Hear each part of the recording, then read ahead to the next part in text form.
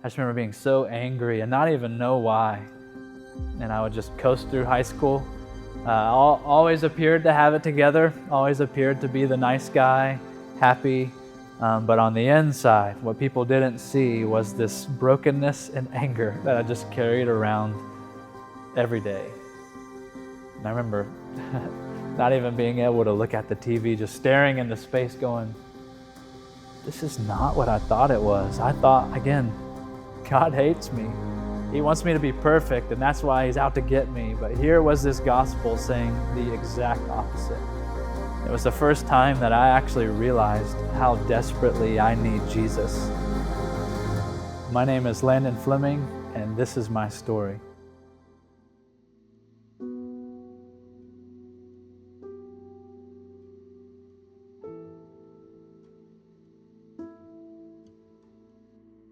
So my parents had me when they were 16, so they were just kids in high school, and they would stay together for a few months with a newborn baby, and like 16-year-old couples do, they split up.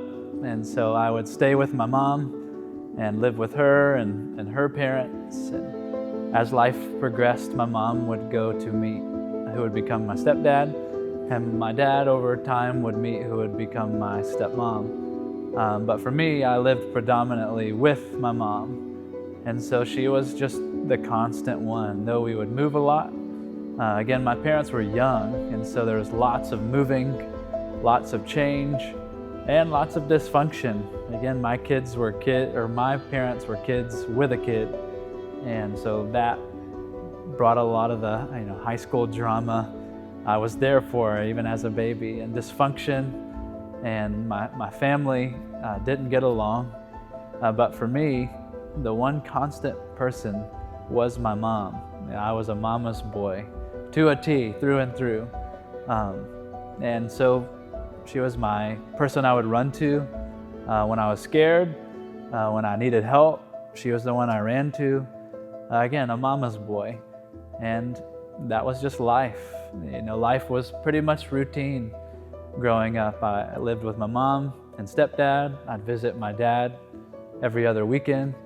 And I was very active in sports, and they had a high standard for me in school. And so life was school, homework, sports practice, maybe play with my brothers. I had two little brothers that lived with me at the time. That was it until I was 8. I remember being 8 years old, and one night my mom just over on the couch, just bent over, just holding her head. And it got to the point where she couldn't stand the pain anymore. So I remember a friend of hers came and took her to the ER, while my mom's mom, I call her my Nina, came and stayed with me and my brothers.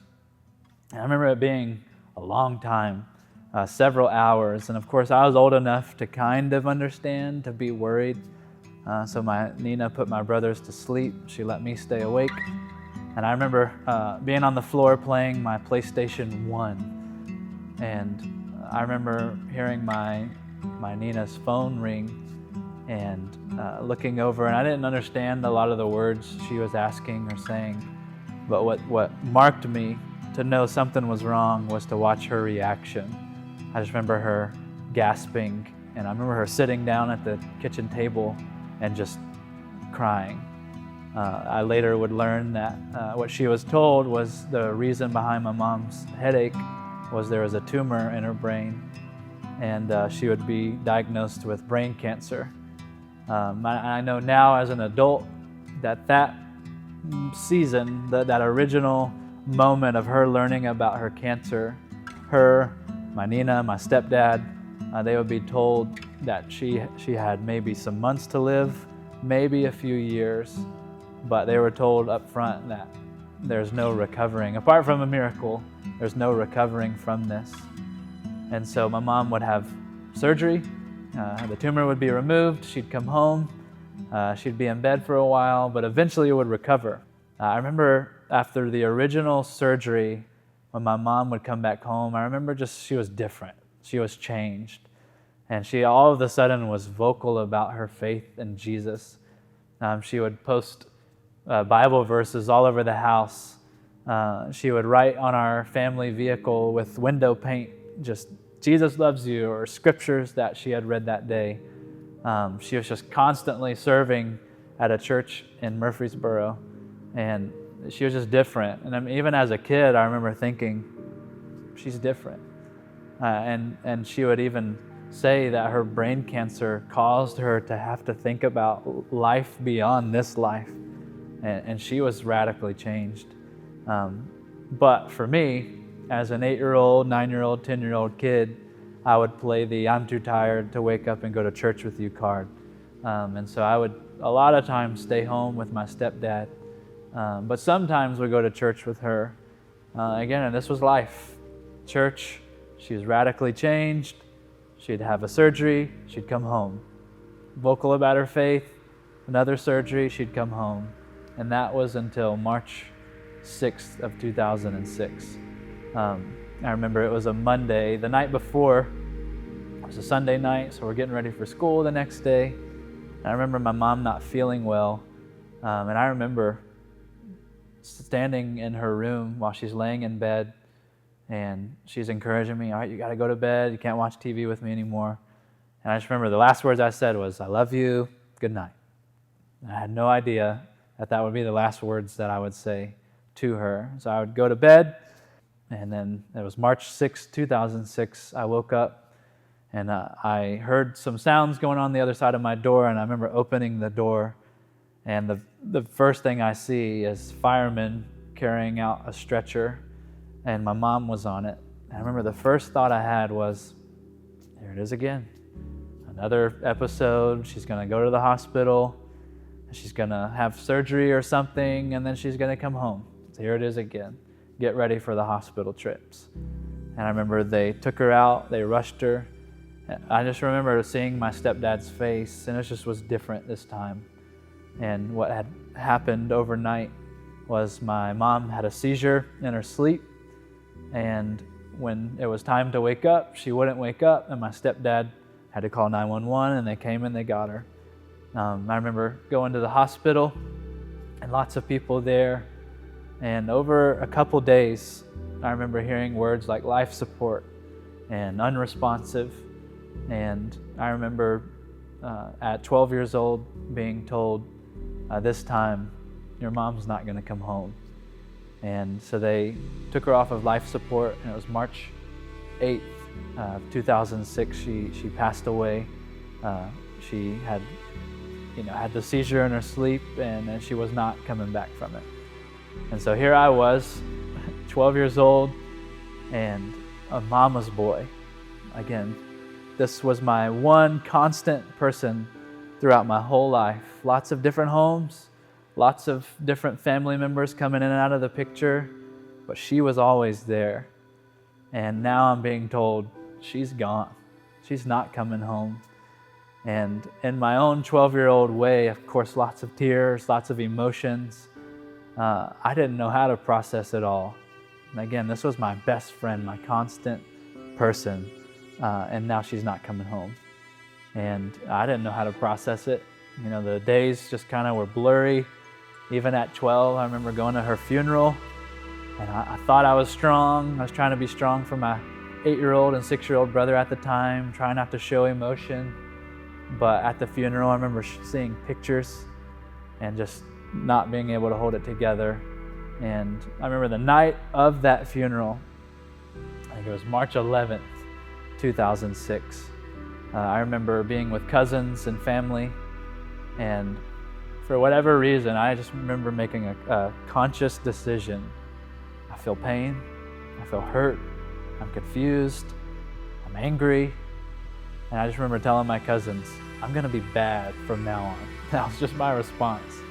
At 12 years old, I'm gonna be bad. And it just was rebellion. My response to all of those emotions was rebellion. And that's what I did. I just rebelled as much as I could. And so life would progress on. A few weeks after the funeral, my biological dad came and took me for ice cream. And I remember him asking, hey, your mom's gone now. Do you want to live with me full time? I remember my response being no. Like, I've lost my mom. I've lived with my brothers and my stepdad my whole life. I want to stay there. And then a few days after that, would visit my biological dad for the weekend, and be told there that, hey, you're gonna move in with us. It's not a choice. It was you are gonna move in with us and live with us full time. And as a kid, that was like if things couldn't have been any worse, now they were. I mean, my mom's gone, and now my entire home life is going to be different. And again, all of this led to just a deep rebellion. And just again, at 12 and then 13, 14, just anger. I just remember being so angry and not even know why. It's like I was so angry and broken, and I was almost looking for reasons just to let it out. On the football field, on the baseball field, people run into me in the hallway. I mean, it didn't matter. Just this deep, embedded anger in me. And I just lived with it. I just tolerated it. As a teenager, it just almost was like anger had a leash around my neck, and I just followed it where it went. And that was my life. And as I progressed, I grew through middle school, through high school, was very active in sports, was very active in music, and my source of comfort and escape was always a girlfriend. I always had to have a girlfriend in my life. And so it was girls, music, and sports. Those were my three outlets. And I would just coast through high school. Always appeared to have it together, always appeared to be the nice guy, happy, the musician, the baseball player. But on the inside, what people didn't see was this brokenness and anger that I just carried around every day. And this led to college. I get into college, and my goal of life was just to get to the American dream. I want to get a good job. I want to be famous. I want to retire early. I want to have a great family, a great wife, no pain, nothing but peace. Just I want to be rich. I want to have a big house and peace. And that's what I want. That was the American dream I was trying to pursue. And all the while trying to pursue all of these things would only be met with more brokenness, more lack of being fulfilled, and more just loneliness. I remember throughout my teenage years always feeling so lonely, yet was convinced that the things I was pursuing were the answer. And so this leads to college. I'm in college. I'm on blood pressure medicine. Just my anger and just brokenness, my physical body just was affected by it. And I was always shaky, always red in the face, always on edge. And it was all rooted in, why in the world would my mom pass away? Like, why would, we can even say I would have moments of wondering and questioning, God, why would you do this to me? Like, why don't you like me? What did I do to deserve you taking away my mom? What did I do to deserve being removed from this home? And all on and on and on I could go of just the loss that I experienced in my life, and the people that would come and do things to me or say things to me and just would hurt and wound, and it just all created this beast in me called anger. And I just would, constantly just have moments alone, always at night alone, just so lonely, and it would just fester, this anger in me. Why, God? Why am I like this? Why is this anger? Why can't I feel any sort of peace at all? And this was just life. And again, I'm going to college, and in no way looking for Jesus. Again, would I think about him every now and then, but would just be met with, he doesn't like me, so I'm just going to keep going. But I get into college, and I'm involved in the music at my parents' church, my dad and stepmom's church. I was an unbeliever leading believers in worship, if you call it that. For me, I just would sing these songs, and the people would raise their hands and sing them back, and I thought it was a great way to get experience on my way to becoming famous in Nashville. I thought, man, this is a great way for people to love me and tell me good job. And I was creating a following at this church.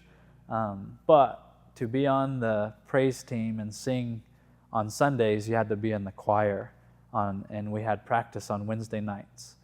And so I remember one practice, January of 2012, I show up, and normally we jump right in, we begin singing and practicing, but I got blindsided. Whenever I walk in, the worship pastor at the time said, hey, instead of practicing up front, we're actually going to watch this Bible study video.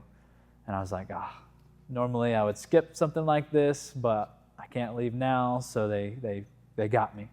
So I remember sitting in the front row of this big choir room watching this video. And that was the night, January of 2012, where I heard the gospel, like the real gospel. And it was everything opposite of what I thought it was. Again, I was convinced that you got to be perfect for God to even accept you. You got to be perfect for God to tolerate you. God must hate me. And that's why my life has been so hard. But here was this guy on this video saying, no, God is a loving Father. And He actually knew that you wouldn't be perfect. He actually knew that you would fall short. And that's why He sent His Son, Jesus, to die on the cross in your place, because He knew you couldn't be perfect. He made a way for you to know Him and have your sins forgiven. And I remember sitting there in the room, just my mind was blown. I remember thinking, this is the exact opposite of what I thought it was. And I just remember hearing that Jesus, He died in your place. He suffered on the cross in your place. He paid the price for your imperfections, for your sin before God. He paid the price. And it's by faith alone, by grace alone, through Christ alone that you can be saved. And I remember not even being able to look at the TV, just staring into space going, this is not what I thought it was. I thought, again, God hates me. He wants me to be perfect, and that's why He's out to get me. But here was this gospel saying the exact opposite. But at the end of the video, I remember the guy appearing on the screen saying, but here's the thing, that Jesus did die for you, but He wants all of you. He wants 100%. He doesn't want just Sundays, and then the rest of the days of the week are up to you. That's not the way it works. I remember hearing this guy invite me to give my life to Jesus, but then surrender everything, to give 100%, every room of my heart over to Jesus. And then the video ends and the choir director has everybody stand to sing, and I couldn't even stand. I just was staring at the ground, and I could feel the eyes staring at me. And so I left. I just booked it out of the choir room, said I couldn't sing tonight, and I went and sat in my friend's car. And it was such an interesting moment in the car. I remember it was dark. I remember the moon was right in front of me. I just remember thinking for the first time, Jesus, I need you. It was the first time that I actually realized how desperately I need Jesus. But what made it even more weird is that parallel to that feeling was, but you want everything? You want me to give 100% of my life over to you? You want me to surrender everything? I don't know. And I just remember this weird wrestling. I felt such peace. I felt such a longing for Jesus, and equal to that, such a wrestling with this surrender thing. I remember after that night, the next day would go and buy the journal that went with this Bible study, and would each day participate in the daily devotions. And for 2 weeks, I wrestled with surrender. And I still have the journal to this day. On February 15th, 2012, I remember writing in this journal, I'm all in. I'm 100%. Jesus, whatever you ask me to do, my answer is yes. Wherever you ask me to go, whatever you say to me, I'm going to follow you. And I just remember writing, I'm 100%, I'm all in. Let's go, let's do this. And that was my day, February 15th, 2012 where I gave in to that surrender. And that's been life ever since. It's been almost 12 years of following Jesus. And I wish I could say, for 12 years, I've been sin-free, perfect, no issues, no doubts, all my pain and addiction was gone. That's not the case. But what it has been is a little by little being transformed into looking like Jesus. And I think back to that early season of following Jesus.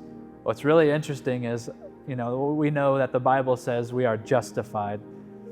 I was justified. I was made righteous before God in a moment. On the cross, I was declared righteous, completely righteous before God. Now, parallel to that, what I am now in as a follower of Jesus is this process of little by little looking more and more like Jesus. It's called sanctification. And that was me. I remember I was a Christian, but brought in my following of Jesus all of these addictions, all of these wrong ways of thinking. I still brought into my following Jesus my anger issue. I was still on blood pressure medicine. I still was addicted to pornography. That was one of the things that was a way of escape for me throughout my teenage life. I would have girlfriends, I would have, sports and music, but there was this secret thing, pornography, and it was a secret way of escape. And I brought that into following Jesus. And then here it was, I have anger issue, pornography. I have all these weird ways that I would go about life that were not the way I was supposed to, yet I was a Christian. I was a follower of Jesus, yet carried all of these things into that relationship. And here's the thing that I can say to you today is that Jesus met me in those places of brokenness. You can just one by one think of them. I brought anger into following Jesus, and Jesus met me there in my anger. My anger was so rooted in, God, why did I have to go through so much pain? Why did my mom have to die? Why did I have to be moved from my childhood home? Why did all these things happen? Why did I have to cry so many nights at night? Why did I have to feel so lonely? I brought all of these questions into following Jesus. And the beautiful thing about Jesus is He met me there. And I can sit here today and say, I don't have all of those questions answered. I don't know why. I don't know why certain things happen to me, happen to you. I don't know why we have to lose family members, but what I do know is that Jesus has met me there in that pain, in that brokenness. And He may not give an answer. He gives a lot of answers. You dig into the scriptures, you can see so many answers for so many things. But the beautiful part of Jesus is that He meets me there, and He met me there in my anger. Again, even in pornography, Jesus approached me there in that secret sin and that secret addiction that I carried from middle school, high school, into college. And I can say today that I have been completely set free from pornography for over 10 years. And it's Jesus met me there. He met me in the anger. He met me in the addiction. But the biggest thing that I feel on my heart to really speak into is that, Jesus, He meets us in our pain. The pain that we feel when we lose somebody, the pain that we feel when we suffer loss through losing a mom, a dad, a brother, a sister, a best friend. What do you do? That's the questions that I had coming to Jesus. And again, I can sit here and say to you listening that Jesus He's big enough to meet you in that place of questioning. He's big enough to come there. And He's the one that, we might not understand His ways. Even the Apostle Paul in the Bible, he says, oh, the depths of the riches and wisdom of God. Who can know His ways? Who can know the mind of the Lord? I don't. But what I do know is that even in those questions, even when we don't see prayers answered the way we think they will, God is able to meet us there, and He's able to bring peace with Him, and we are able to know that He is good and that He's the God who can work all of these things out for our good. And it might not be the way we think it would, but He's capable of meeting us there, and He's the God of redemption. And that's my story. That's what I've seen. I mean, God hasn't erased, my life of brokenness. I still find myself in broken seasons and seasons of wrestling with doubt or wrestling with why are certain things happening. But every single time, the Lord meets me there. And that's my encouragement to you, man. The Lord can meet you in any place of brokenness. And the beautiful thing, though, is He doesn't just meet you there and stay with you there. He meets you there and He sustains you through it. He calls you out of it. He's the God who wants to meet you there and redeem the situation you're in. And that's my story, is that I've seen Jesus meet me in so much brokenness and redeem it.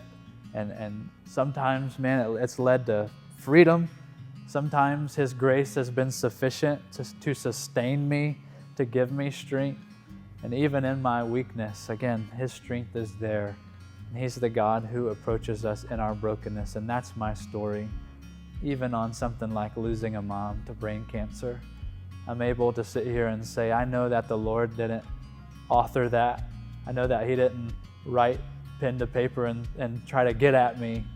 But I know that though the world is broken, though the world does include things like cancer, I serve a God who is sovereign over that and can take something like that and work it for His good and His glory. And that's my life. I thought at 12 years old my life was over and that I would never feel peace again. And I remember thinking of my mom who had so much joy, and she was radically changed by this Jesus. And now I can say, all these years later, I know that Jesus too. And my life has been changed just like her life was changed. And it's all for His glory. And so, man, I invite you to come to know Jesus and experience His joy and His peace and allow Him to radically change your life for His glory.